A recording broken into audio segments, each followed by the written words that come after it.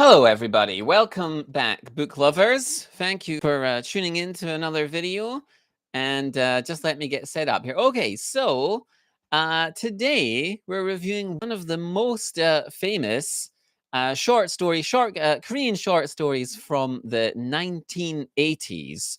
So this is a famous short story from the 1980s. Have you ever felt like you don't belong anywhere?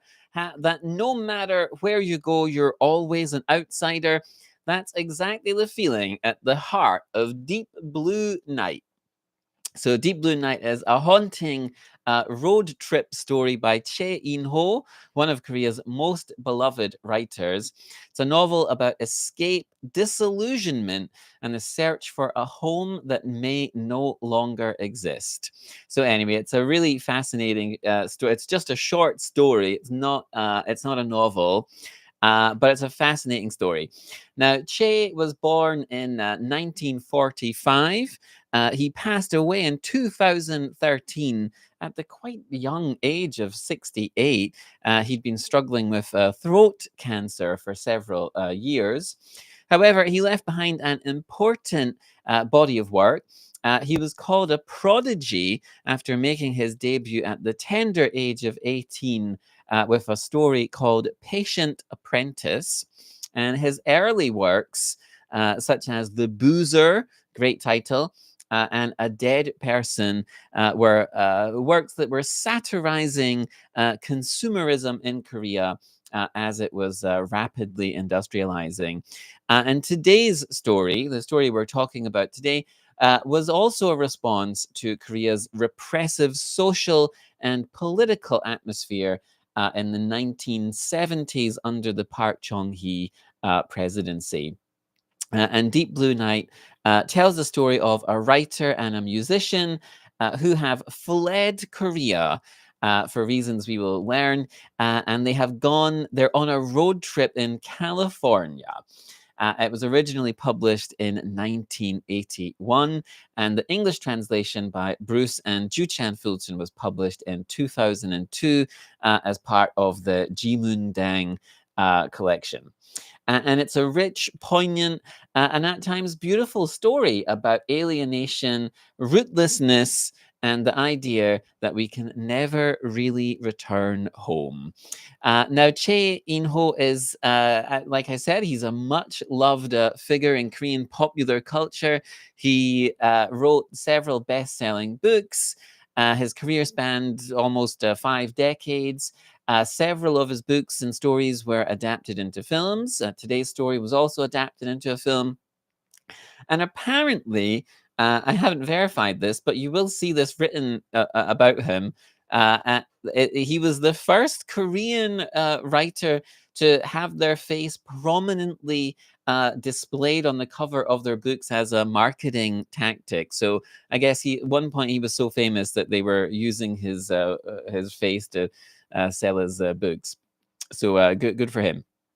But he was also a very insightful critic of Korean society, and he certainly has this reputation for being like an insightful critic of the things that were happening at the time.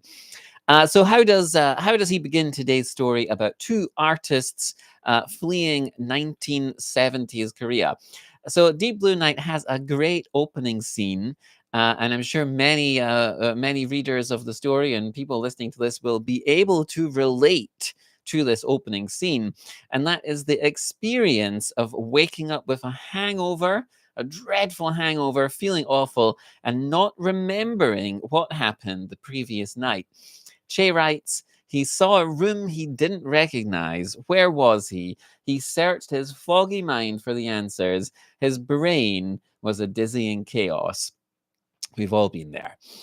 This man is an autobiographical stand in for Che, only referred to as Hyung in the story. And he explores the house he wakes up in, trying to find his friend Junho. And what he sees is the aftermath of a big party all around him, with people sleeping on the floor, smashed records, empty bottles, and even drug paraphernalia everywhere. Finally, he slowly remembers the details of the previous night. It's a genuinely great beginning. It's immediately captivating.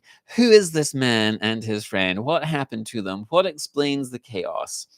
And this scene is, of course, it's part of the tradition of the writing about hangovers in literature. It includes everyone from, I get Shakespeare, Robert Burns, and I always think of Bridget Jones's Diary for some reason. So, Bridget Jones's Diary, you may or may not remember, was a series of books. There was at least two of them that were very popular in the early 2000s.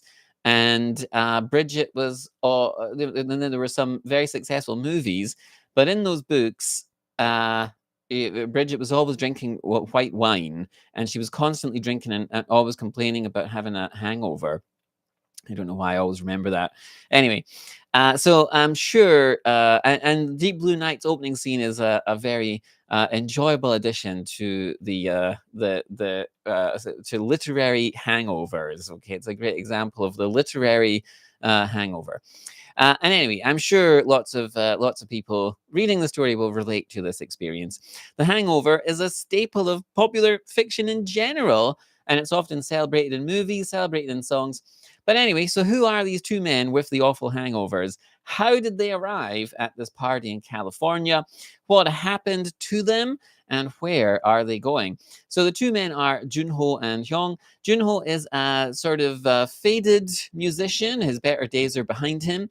He had some success when he was younger, but his career declined. The Korean government in the 70s regularly cracked down on entertainers. So when Junho got in trouble for smoking marijuana, he left his wife and children behind to lead an itinerant life on the road in America. Hyung is a jaded writer suffering from a deep sense of alienation with very conflicted feelings about his home country. And he too has fled to America in search of something. Old acquaintances, they bumped into each other by chance in America. They didn't leave Korea together. They just happened to cross paths in the States. And they've been traveling across the US, drinking, partying, and getting high. And what they're doing is they're running from their homeland, the responsibilities and problems that they have there, the political oppression, and so on. But of course, at the same time, they long to return to this romanticized image of Korea and their homes that they have in their heads. They long to return to their families and to imagined happier lives.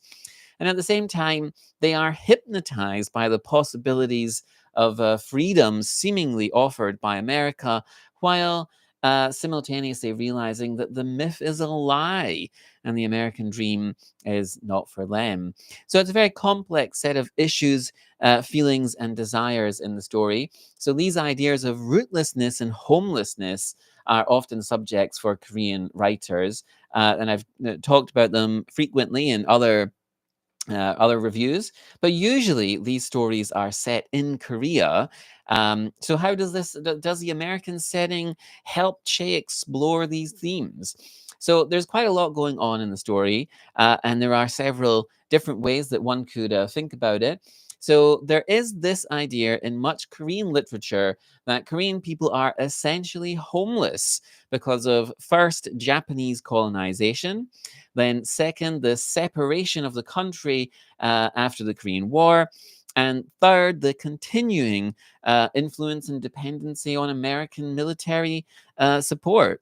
And then also during the sort of period of rapid economic development and industrialization, many people became itinerant workers and so on, moved from the country to the factories, moved around the country, working on different building sites and so on. And so, for all these reasons, and probably more besides, writers often write about this idea of homelessness or rootlessness in Korea. And there's a great quote from Hwang Sok-yong, who wrote Road to Sampo and Familiar Things and many other books. And he says that Korea exists in a national state of homelessness. And Junho and Hyung from Deep Blue Night, they embody this idea. They wonder if they are runaways or exiles. As they're on their road trip, they visit the cliched locations of America, Hollywood and Disneyland and so on. And as they do so, they're often filled with fury. And Young thinks at one point that the sole purpose of his journey was not to see.